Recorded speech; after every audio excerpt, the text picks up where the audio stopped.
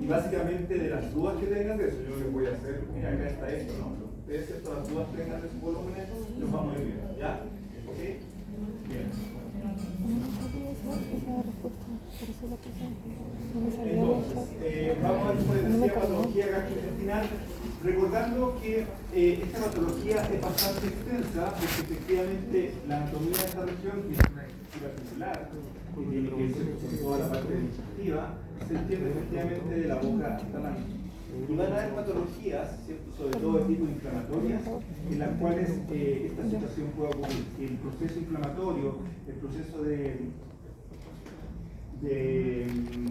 engrosamiento anormal de la pared, sea en forma pasada, por ejemplo, y que podría ir efectivamente desde el ano hasta la boca, ¿ya? En forma segmental. Vamos a ver alguna de esas enfermedades inflamatorias intestinales que tienen que ver con eso.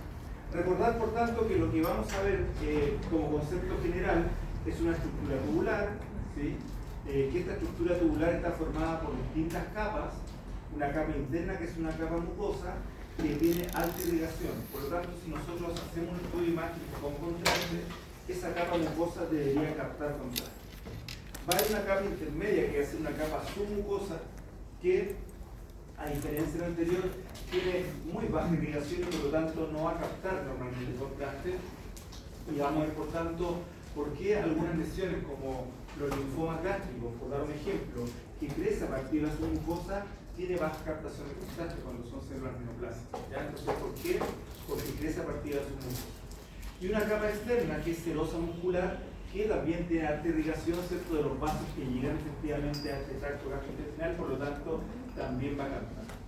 Estas tres capas van a hacer, por tanto, que algunas lesiones puedan generar algún grado de contracción, de oclusión o obstrucción del lumen. De este tubo, ¿cierto?, tiene un lumen de distintos tamaños, depende de qué parte del tubo gastrointestinal, y por lo tanto, si crece a partir de la mucosa la lesión, puede generar algún grado de obstrucción. En cambio, si crece de la submucosa o de la capa serosa muscular, el crecimiento va a ser más bien hacia el exterior, hacia la cavidad abdominal, entre otras cosas. Entonces vamos a ver algunas diferencias respecto a esas lesiones. Entonces recordar estas tres capas. Estas tres capas, en conjunto, no tienen un grosor más allá de 2 a 3 milímetros. Por lo tanto, nosotros no diferenciamos las capas, nosotros vemos una línea, ¿cierto?, con contraste en la parte interna, mucosa, y contraste en la capa externa, normalmente serosa muscular. ¿Okay?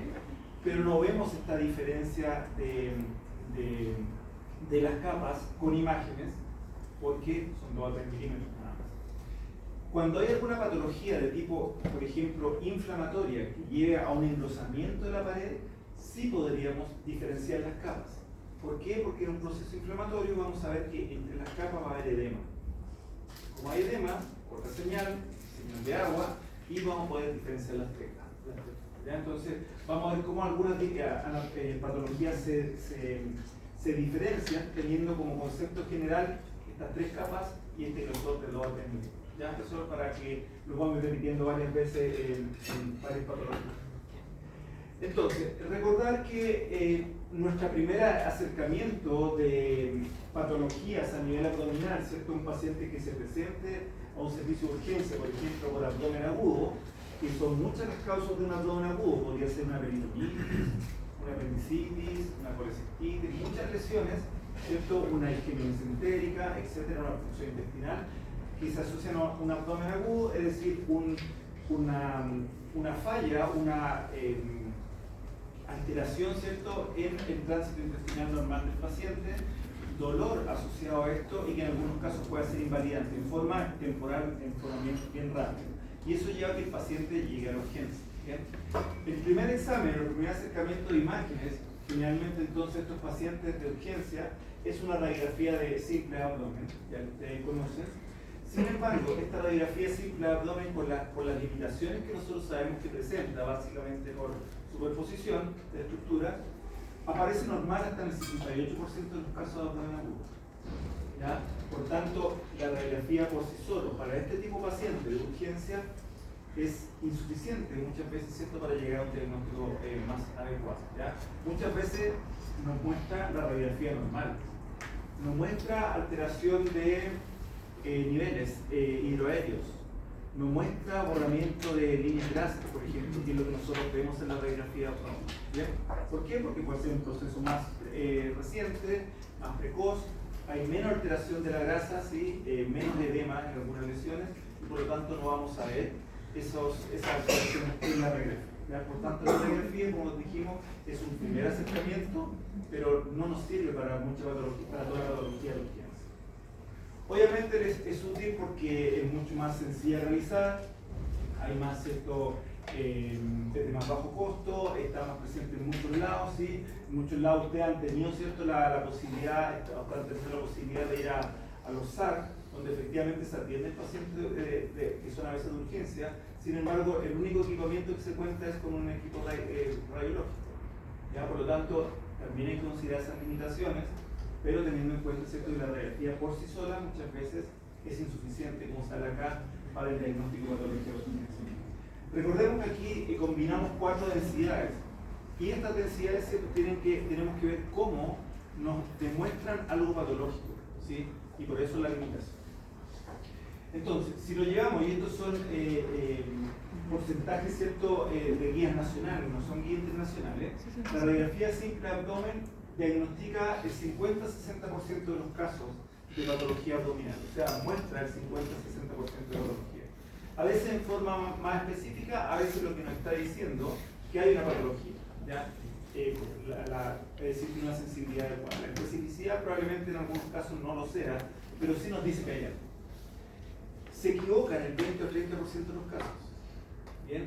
Esto es, como digo, en función a el diagnóstico radiológico y en específica en el día 20%. ¿Ya? Por lo tanto, tiene una limitación. ¿Cuáles son las indicaciones a partir de estas limitaciones que les estoy diciendo que presenta la radiografía frente a patología de urgencia? Se pide para obstrucción intestinal. Probablemente la obstrucción intestinal, la sensibilidad que entrega la técnica sea adecuada. ¿Sí? Nosotros vamos a poder diferenciar por niveles hidroaéreos el tipo de obstrucción, dónde se ubica, ¿cierto? Y probablemente la causa. Si la causa pudiese ser, por ejemplo, un vólvulo intestinal o torsión intestinal, quizás la podemos visualizar. Si la causa es una hernia, también una hernia podríamos, ¿cierto?, si es de mayor calibre, ¿cierto?, por desplazamiento de ácido de intestino, podríamos visualizar. Entonces, la obstrucción intestinal, la radiografía no entrega información suficiente. El problema va a ser si la radiografía nos entrega, por ejemplo, que el paciente tiene una obstrucción intestinal, pero la obstrucción intestinal es importante saber si está generando algún tipo de infarto en la pared del intestino, que eso es una situación grave, ¿ya? Y eso está dado cuando hay, por ejemplo, un proceso vascular que se llama isquemia mesentérica. La isquemia mesentérica lleva a una falta de irrigación a la pared del intestino, vamos a ver después el proceso, ¿sí? Y eso genera una obstrucción de tipo paralítica, que si no se trata adecuadamente va a llegar a un infarto en la pared, y la única opción es sacar por hacer una colectomía en el paciente, ¿ya? Entonces, eso no es la radiografía normal, ¿ya? En el fondo, cuál es la causa y cómo tratar. Sospecha de perforación neumoperitoneo, también, ¿cierto? Nosotros tenemos distintas estrategias en radiografía, como radiografías de estación, para poder ver estos niveles hidroaéreos y que se ubiquen, ¿cierto?, por debajo del diafragma, por encima del hígado o del vaso. Patología infecciosa, ahí la radiografía está un poco más limitada. Por ejemplo, si tenemos un cuadro de apendicitis, si la apendicitis está en una etapa avanzada, donde ya esté generando, por ejemplo, un plastrón apendicular, que lo vamos a ver después, quizás la radiografía podría mostrar ciertos borramientos de grasas normales, ¿ya? Si no, no vamos a ver esos borramientos de grasa. Podría ser que la radiografía muestre, en algunos casos, solamente el 30% de los casos, la causa de esta apendicitis, que es una reticulitis.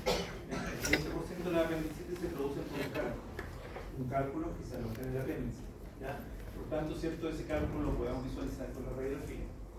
Pero para el resto no. Entonces, también para la patología infecciosa, la radiografía tiene cierto grado de limitación. El vólvulo intestinal, que es esta torsión del intestino, ¿sí?, que es una de las causas frecuentes de una obstrucción intestinal, podemos en algunos casos verlo, ¿cierto?, sobre todo con la mayor presencia en una radiografía y en forma incompleta de austras, ¿cierto? Pueden ser las austras presentes a nivel del intestino grueso, ya en la radiografía podríamos ver una más marcada visión de las aortas, pero en forma incompleta, ¿ya? O en otros casos ver menos aortas, ¿cierto? Cuando hay, por ejemplo, un miotorsión intestinal a nivel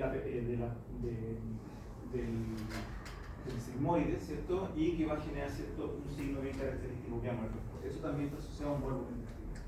Las hernias podríamos verla ascitis, cuando hay harta ascitis. Acuérdense lo que es ascitis, el líquido libre en la cavidad abdominal. Recordemos que en la cavidad abdominal, ¿qué tipo de tejido es el que normalmente tenemos? Graso, ¿cierto? Por lo tanto, vamos a ver en la radiografía líneas grasas. Y esas líneas grasas nos van a permitir diferenciar o delimitar, por ejemplo, órganos. Delimitar el borde inferior del hígado, que lo vamos a ver en la radiografía.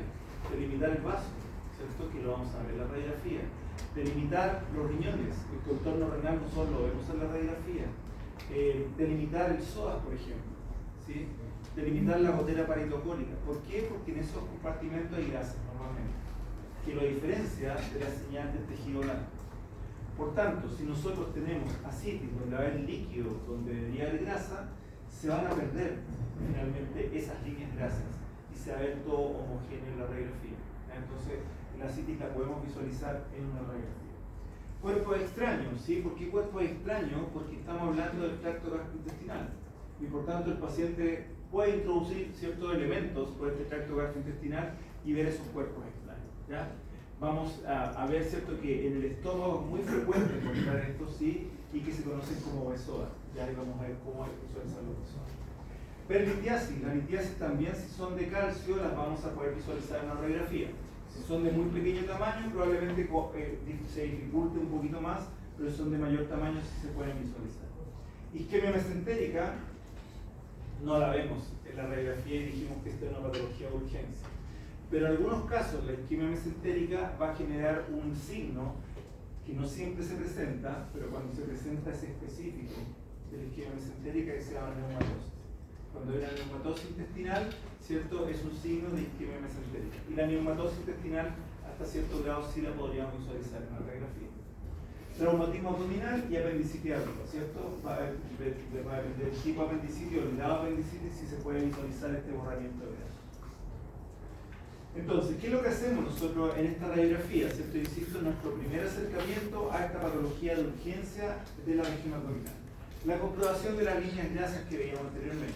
Grasas, ¿cierto? Líneas grasas en el borde inferior del hígado, insisto, perirenal, borde inferior del vaso, a nivel perivesical, a nivel del flanco derecho y flanco izquierdo, ¿cierto?, en la gotera paritocólica. La presencia o estudio del aire, que normalmente nosotros vamos a encontrar aire en las asas intestinales, ya, pero si se presentan niveles hidroaéreos en mayor cantidad o de mayor grosor, podría ser indicativo de que hay alguna lesión. ¿Ya? Por lo tanto, ¿cómo se distribuye ese aire visto en una radiografía? Búsqueda de calcificaciones, que también podemos evaluarlas en la radiografía. Podríamos tener calcificaciones de la vesícula, que se podrían visualizar cuando son de bicarbonato de calcio.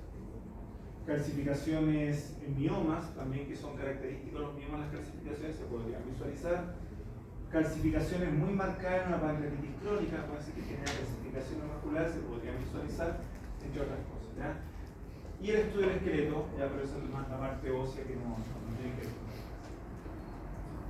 Entonces, en el análisis de las líneas grasas, ¿qué vamos a ver? El tamaño y morfología de las vísceras, ¿sí? Nosotros podemos en una radiografía definir que el paciente, por ejemplo, tiene una hepatomegalia. ¿Por qué? Porque vamos a ver efectivamente el contorno inferior del hígado, el borde inferior del hígado, que está descendido. ¿Cómo lo delimitamos? Porque está delimitado por grasa, ¿ya? Por ejemplo. Podríamos ver también, ¿cierto?, lo contrario, una disminución de volumen hepático, que puede estar dado por muchas causas, como vimos en otra clase. Esas causas no las vamos a ver en la radiografía. Lo que sí vamos a ver es que podría haber una disminución del volumen hepático porque hay desplazamientos también. Presencia de líquido libre intraperitoneal, dijimos que se puede evaluar porque hay borramiento de las líneas de grasa. Diagnóstico de masas abdominales. Si nosotros tenemos una masa abdominal, por ejemplo, en el retroperitoneo, donde sabemos que en el retroperitoneo hay normalmente grasa, y donde en el retroperitoneo sabemos que está el riñón, los riñones, por ejemplo, como órganos más importantes, si tenemos una masa a este nivel, ¿cierto? Probablemente vamos a perder el contorno renal, ¿ya? Porque se está perdiendo la grasa por esta masa que está a ese nivel y por lo tanto, ¿cierto? Se puede también de alguna forma definir que hay algún tipo de lesión. Densidad especial que sobresale la estructura vecina, asociada al diagnóstico de masas abdominales, desplazamiento de estructuras vecinas que podría estar por una masa, que podría estar dado por líquido, en la citis hay mucho desplazamiento de las asas de intestino, por ejemplo, y lo que hablaba anteriormente, el borramiento de estas líneas de grasa. Entonces, las líneas de grasa son esas que aparecen ahí, que ustedes conocen, ¿cierto? Que se ven en la radiografía y se ven, y que permite, perdón, que se visualice el contorno de ciertos órganos. ¿Por qué? Porque están normalmente delimitados por grasa. Hay una diferencia de densidad entre ambos tipos de tejidos, por tanto, eso permite delimitar, ¿ya? Si no vemos esa delimitación, es porque la grasa se perdió. ¿Por qué se perdió? Porque hay líquido o porque hay una masa, ¿sí? Por tanto, de esa forma nos sirve para determinar qué es lo que puede estar pasando en ese masa. Entonces, dentro de las consideraciones anatómicas, ¿sí? Recordar que nosotros tenemos planos musculares que están formando parte de la cavidad abdominal y, por ejemplo, tenemos aquí la visión o la silueta del psoas. Ya, recordar que en la radiografía los músculos presentan una densidad que es similar al agua, similar al tejido blando, ¿cierto? Como decía, nosotros vemos aire, vemos tejido blando, vemos grasa, vemos huesos, ¿sí? Por lo tanto, tiene una densidad que es similar del músculo a la densidad del agua.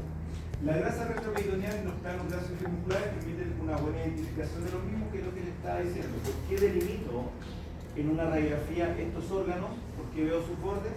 Porque están rodeados normalmente de grasa. ¿Ya? Eso es lo que permite delimitar. Por tanto, la pérdida o asimetría de la visión de un órgano en la radiografía de abdomen se puede traducir porque hay líquido, pérdida y borramiento de esta línea de grasa por una masa, etc. En la región posterior se sitúa el psoas, ¿sí? Que se origina en las 4 primeras vértebras frontales. Por lo tanto, si perdemos la visión del psoas, quiere decir que a ese nivel vamos a encontrar efectivamente la grasa se borró por líquido o por una masa. Entonces, las líneas grasas, esto que se las mostré anteriormente, pero ahí están un poco más definidas cuáles son, ¿sí? Y en la interpretación que nosotros podríamos tener, si hay un borramiento del borde inferior del hígado, vamos a tener, podría ser desplazamiento inferior de este, sí, va a haber una hepatomegalia, o si hay borramiento en el borde inferior del hígado, es porque puede haber ascitis en la cavidad abdominal, ¿sí? Se borró la grasa presente ahí y vemos todo junto. La línea del músculo psoas se borra también en procesos retroperitoneales, por líquido o por masa. Líneas renales, el riñón izquierdo está más alto que el derecho y por tanto, y están rodeados, se pueden sentar en el retroperitoneo primario, están rodeados de grasa. Grasa por fuera de la fase que lo recubre y grasa entre el riñón y la fase también. Tenemos alta grasa ahí. Por tanto, podríamos tener un borramiento del riñón por alteración de la grasa que está dentro de este espacio perirenal o por alteración de la grasa que está por fuera del espacio perirenal. Y líneas grasas, ¿cierto? Peritoneales clínicas que el borramiento de ellas puede estar dado por este líquido libre, que es el ácido. Entonces, en el análisis de las líneas grasas, si nosotros comparamos aquí la radiografía, donde efectivamente la definición, los bordes de los órganos se pierden, ¿bien? Está dado porque efectivamente hay mucho líquido libre en la cavidad abdominal, que luego lo corroboramos con la tomografía, en esta reconstrucción multiplano coronal, vemos todo el líquido presente, ¿sí? Por tanto, ¿qué ocurre acá? Vamos a tener una imagen de la radiografía más homogénea, por lo tanto perdemos esas límites de los órganos en una imagen en vidrio del plano, ¿sí? Una imagen grisácea, en la cual se perdieron las líneas grasas. Como tenemos líquido, si ustedes se fijan acá, este líquido está en las goteras, por ejemplo, derecha e izquierda, está en la región supra, en este caso supramesocólica, y está alrededor del hígado, ¿ya? Que hace que el hígado se vea de menor tamaño. Las masas que están contenidas en esta región van a tender a medializarse. Entonces van a estar todo lo que nosotros vamos a saber en la radiografía como contenido aéreo, va a estar todo más apretado, más hacia el centro, medializado. Porque el líquido está por lateral, ¿ya? ¿Qué es lo que tenemos por lateral? Por el lateral tenemos el colon, ¿cierto? Y el colon también entonces va a tender a medializarse. ¿Por qué? porque entre el colon y la pared, acuérdense esa gotera, que hay grasa, ahora está llena de líquido. Entonces también el colon se medializa, ¿sí? Va a haber un abombamiento de la línea peritoneal hacia afuera, porque efectivamente hay líquido en esa gotera y por tanto, ¿qué pasa? El colon se va hacia medial y la pared se distiende hacia lateral, ya por toda esa acumulación de líquido. Ya entonces tenemos ese abombamiento. Y bueno, el aumento de la densidad de las goteras que hace que no se vea la pared del colon versus la pared del abdominal. Eso respecto al líquido, ¿cierto? El líquido, ¿cierto? Que en la radiografía lo vemos, es fácil de visualizar el ascitis porque hay efectivamente ese borramiento o pérdida de visión de distintos ojos. Respecto a los patrones aéreos, que también están asociados a patología, vistos en la radiografía, lo que se evalúa como anormal es esta distribución del gas intraluminal, intestinal, que sea en forma anormal. ¿A qué se refiere eso? Dentro del lumen intestinal vamos a tener aire. ¿Sí? Eso es normal que haya aire. Pero cuando la distribución de este cambia, ¿cierto? Nosotros vamos a hablar de patología. ¿A qué se refiere cuando la distribución de este cambia? ¿Ya? Cuando, por ejemplo, esto genera deformaciones de la pared.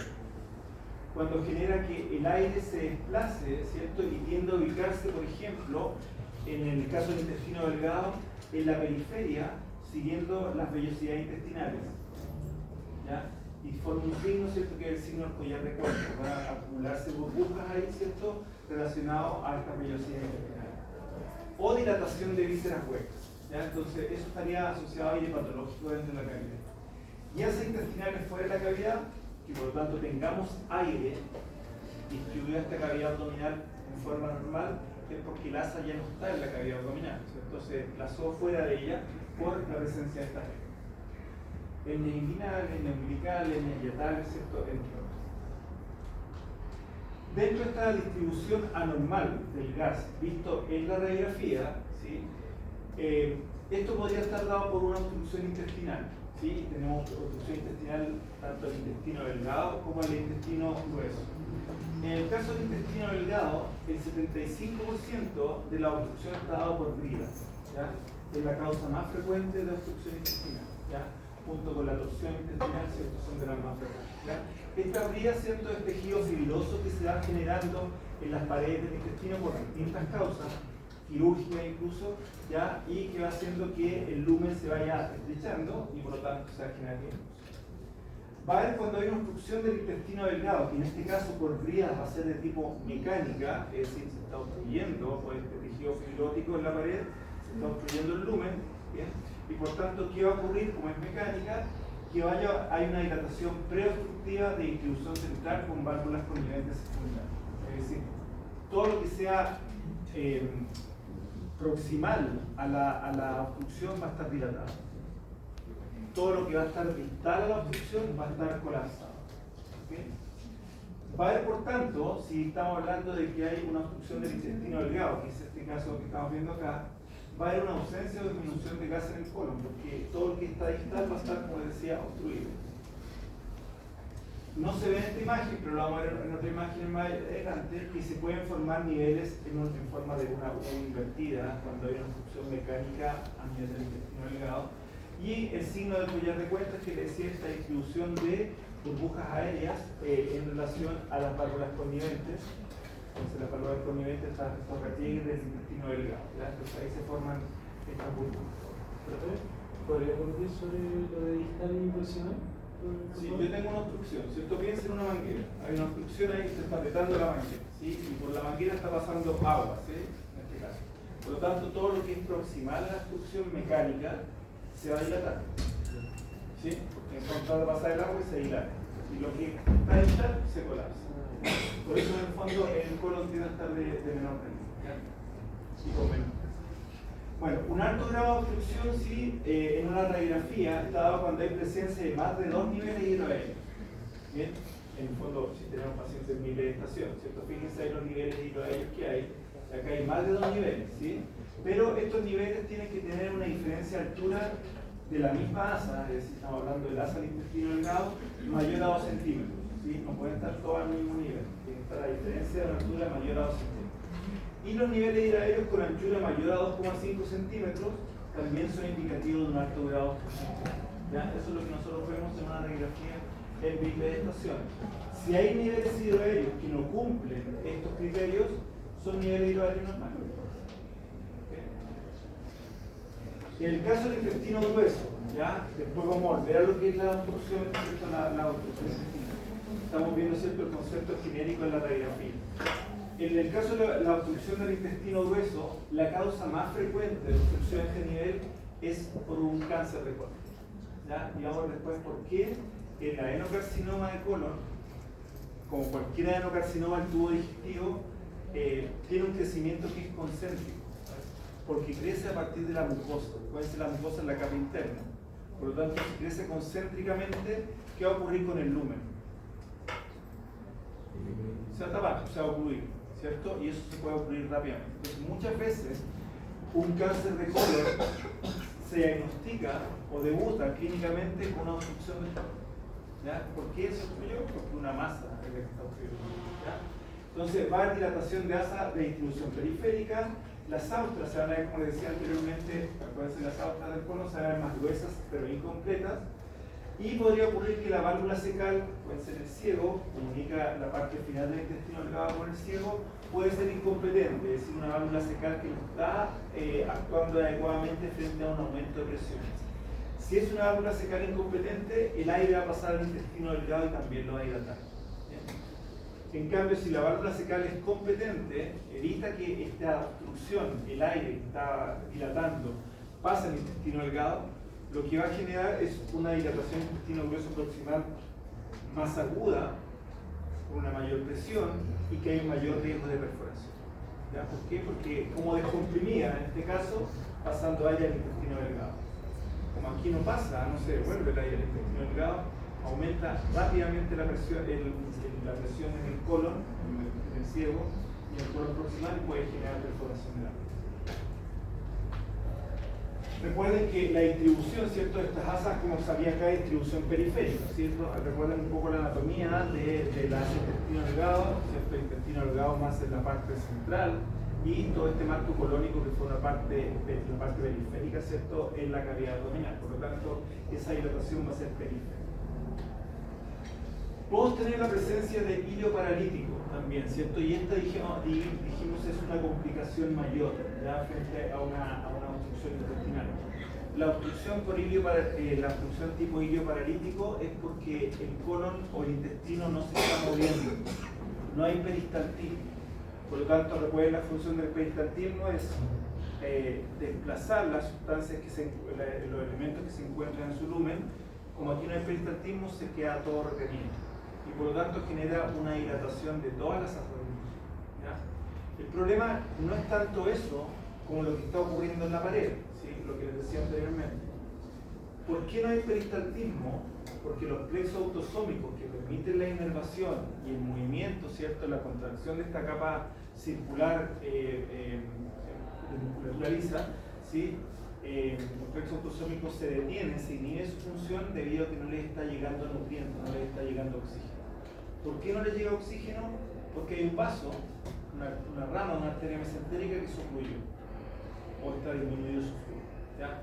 Por lo tanto, menos aporte de nutrientes, menos aporte de oxígeno, inhibición de los plexos autosómicos, detención del peristaltismo, retención de contenido. ¿Ya? Esa es una de las obstrucciones de tipo hilo paralítico. Pero ¿qué es lo peor de eso? Dijimos, es que la pared se quedó sin irrigación y por lo tanto la pared se va a infartar. Si la pared se infarta, ¿cuál es el concepto de infarto? Que el frío se murió. Y por lo tanto, la única opción en ese paciente es cirugía, sacar el colon, porque ese colon se muere. ¿Ya? Entonces, esa es una condición del hilo paralítico. ¿Bien? Y el hilo paralítico se asocia, como dijimos inicialmente, a esta isquemia mesentérica. La isquemia mesentérica genera un signo que es específico, pero que no siempre se presenta. ¿Bien?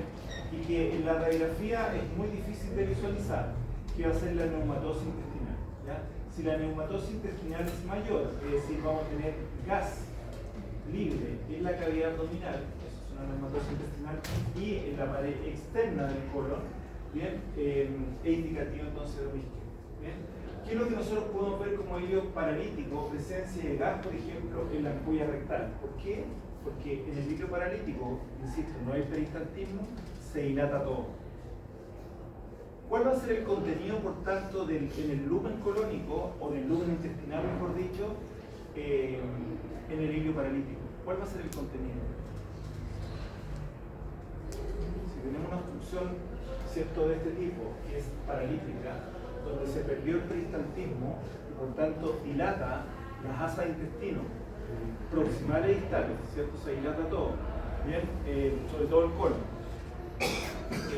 ¿Cuál va a ser el contenido de ese lumen que hace que esto esté dilatado? ¿Cuál debería ser si no hay peristaltismo? La materia.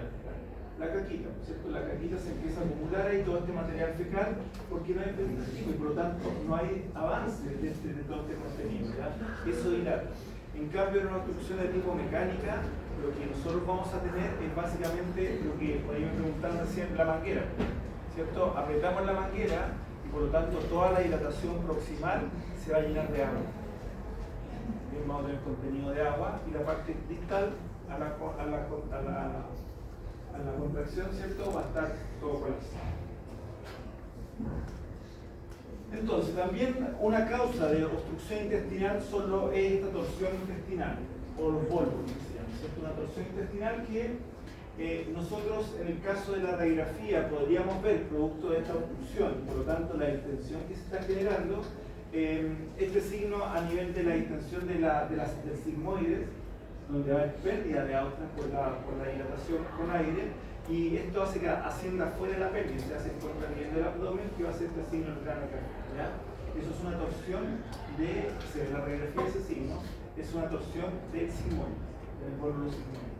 En cambio, cuando la torsión es del ciego, ¿sí?, el ciego va a estar muy distendido, se va a localizar intraabdominal, pero va a haber ausencia de gas distal, por la función que estamos hablando como se cumple. Pero ahí va a estar el signo del grano café, solamente el color de la torsión del signo. Entonces lo que vamos a tener es este signo, ¿cierto?, donde hay una dilatación, donde la pared externa, ¿cierto?, está más delgada, y la pared medial, que esto se tuerce, ¿cierto?, se va a ver como una doble línea, ¿ya?, con la contrariedad hacia inferior, ¿ya? Y por lo tanto la parte dilatada superior ya no se encuentra en la pelvis, sino que se va hacia la cavidad abdominal. ¿Qué es lo que está torcido acá y que está generando la obstrucción? El sigmoide, ¿ya? El sigmoide que genera esto, y por lo tanto este signo, que es el signo del grano café, al pólvulo sigmoide. Isquemia mesentérica, grave. Dentro del abdomen agudo, que más adelante vamos a ver distintas patologías asociadas al abdomen agudo, la isquemia mesentérica, ya les dije, es una patología grave, ¿ya? Y por tanto se estudia con esa consideración. Tenemos que llegar a un diagnóstico rápido para evitar que haya un infarto del intestino. Entonces, la isquemia mesentérica puede haber dilatación de asas, dijimos, ¿cierto? Y esta dilatación de asas está asociada a qué tipo de obstrucción, dijimos. ¿Una obstrucción de tipo mecánica o paralítica? Paralítica, ¿cierto? Va a haber un engrosamiento inicial de la pared, ya del intestino, va a haber gas en la pared intestinal, y eso es lo que hablamos de la neumatosis. Neumatosis intestinal, un signo, ¿cierto?, específico de isquemia mesentérica, pero que no siempre aparece, lamentablemente. Y gas, podría haber gas en el sistema portal. Eso es muy relevante en la isquemia mesentérica, porque a diferencia de otras isquemias, que la causa está dada porque hay algún grado de oclusión en una arteria, en la isquemia mesentérica el daño a nivel del intestino podría estar dado por una oclusión tanto en la arteria como en la vena, ¿ya? Por lo tanto, esa oclusión en la vena podría generar, ¿cierto?, este gas también a nivel del sistema portal. Una oclusión del sistema portal o la presencia de gas a ese nivel. Entonces, ¿qué quiere decir eso? Que en el estudio de isquemia mesentérica no nos tenemos que quedar solamente con la visión de la arteria mesentérica y si hay alguna oclusión. También hay que visualizar las venas mesentéricas para ver si hay un trombo ahí que puede ser la causa de esta oclusión. Aire extraluminal, neumoperitoneo, ¿cierto? Fácil de ver en la radiografía. Este aire libre, ¿cierto?, producto de una perforación, sobre todo en la radiografía de bipenetración, la distribución que vamos a tener de este aire entre la cúpula diafragmática y el diafragma, o entre el vaso y el diafragma. Calcificaciones las podemos ver, ¿cierto? Si son de muy pequeño tamaño o están superpuestos a la estructura ósea en la radiografía, es decir, a nivel pélvico, probablemente cueste un poquito más, ¿sí? Pero si no, son fáciles de visualizar. Y tenemos vasos calcificados redondos con un centro radiolúcido, ya que eso está asociado, ¿cierto?, a estas placas de adenomas que se forman en la pared de un vaso. Cálculos renales radiopacos, que los radiolúcidos dijimos, los de ácido úrico no los vemos. Ganglios linfáticos mesentéricos que se pueden calcificar. Recuerden que es una condición no específica de una lesión, ¿cierto?, sino que un ganglio linfático se puede calcificar bajo muchas situaciones. Proceso inflamatorio, infeccioso, neoplásico, etc. Calcificación de la vía biliar, granulomas post-inyección, es decir, a un paciente le pone una inyección intramuscular y lo más probable es cierto que después, producto de la inflamación, genere este granuloma de una calcificación, que es un proceso normal como respuesta inmune frente a la vacuna. Los mismos tenidos que se pueden calcificar y calcificaciones como en la pancreatitis. Entonces aquí en la radiografía claramente se pueden ver, ¿cierto?, estas múltiples calcificaciones presentes en la vesícula y este mioma uterino, ¿ya? Calcificación aquí en un penioma de gran tamaño. Acá vemos una litiasis lateral, ¿cierto?, que es de gran tamaño también y que luego con contraste en una bibliografía se puede corroborar que genera una hidronefrosis. Pancreatitis crónica, fíjense las múltiples calcificaciones vasculares que se ven aquí en el páncreas, no vemos el páncreas directamente, pero estas múltiples calcificaciones que están a ese nivel.